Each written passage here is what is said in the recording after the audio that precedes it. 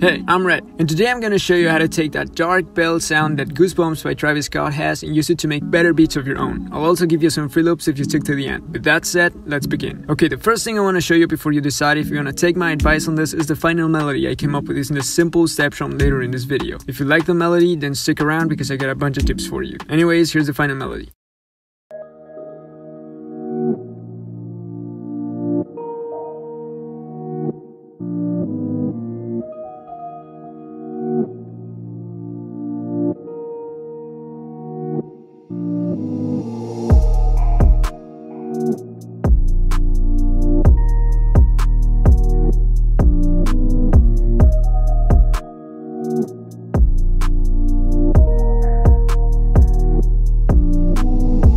Goosebumps melody has two main elements, and those are the reversed piano and the bell lead. So let's break them down. The first thing you want is to add a BPM of around 128. This will help set in the dark vibe. Now, the first thing we want is a reversed piano that has a dark sound. And for that, I'm going to be repurposing this MIDI from a past video. Don't worry if you didn't watch it, here's the most important part. For the sound selection on this part, I will be using the soft piano preset on Labs. It's free and pretty good, so go check it out. This beat was made at 160 BPM, by the way. Step 1. Which note should I use? First, we need a scale, and for dark trap beats, you know the best scale is the harmonic minor scale, so let's add that. Now, we're going for a repetitive sound. If you listen to On Me, you'll see that it uses pretty much only 2 chords throughout the whole song, and that's for a reason. In dark trap beats like this one, repeating a progression after the second bar gives it a much darker feeling. So we're pretty much only looking to fill this space and maybe add some extra touches here to make it less repetitive. Okay, so for the first step, I usually make a simple one-note progression either around these 2 notes or these 2 notes. The reason I do this is because notes that are this close to each other kind of feel weird to our brains, meaning they sound kind of unsettling, and that is perfect to give our melodies a darker vibe. Now, copy and paste that on the second bar. I'll also add some variation here to make it less boring. Listen.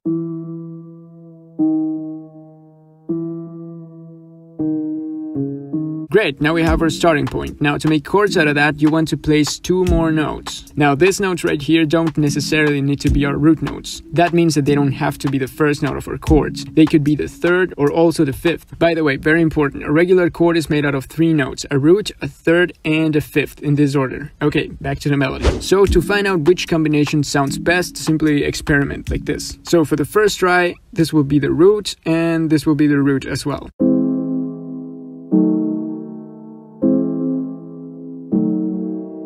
That doesn't sound very good, does it? I think it's because of this. This is a diminished chord, which means that it has 2 minor thirds above and below the middle note. As you know, regular chords need to have 1 major and 1 minor third, either above or below the middle note. Whatever, let's try again. This time this will be the 3rd and this will be the 5th. So let's try to build chords around that. If this is the 3rd, then that means it has 1 note here and 1 here. And if this is the 5th, then that means it has 1 note here and 1 note here. Remember to always keep 1 tonic note before adding your chord note.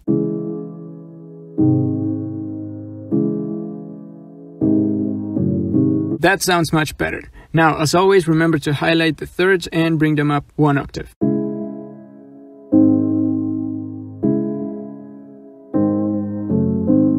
Now that we have the chords, all that's left is to reverse them and adjust it a little bit.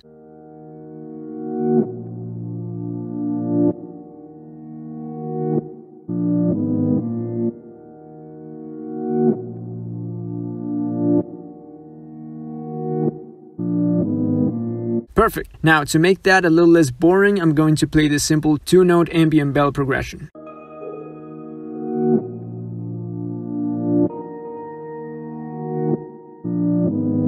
And lastly, for the lead bell, we need something short and catchy. It should be the most recognizable part of the track, but be able to accomplish that with just a few notes. To do that, I'm going to start with the 1st and 3rd notes of our chords. I recommend you also use the same notes from your chords. But don't just leave it there. A few passing notes might make it more interesting. By passing notes, I mean notes outside from your chordal notes. I recommend you keep most of the notes in the first beat and leave the rest empty. Using those 2 tips, this is what I came up with.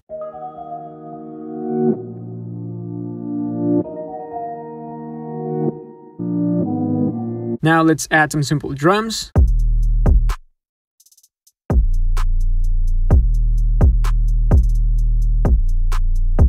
and done! That's how to make a dark bell melody like Goosebumps by Travis Scott. Before I play you the final beat, if you want to download the melody loop I made in this video, there's a free download link in the description. It's royalty free, so you can use it however you want. I make 2-beat breakdowns a week, so if you want more of this, subscribe, and as always, see ya.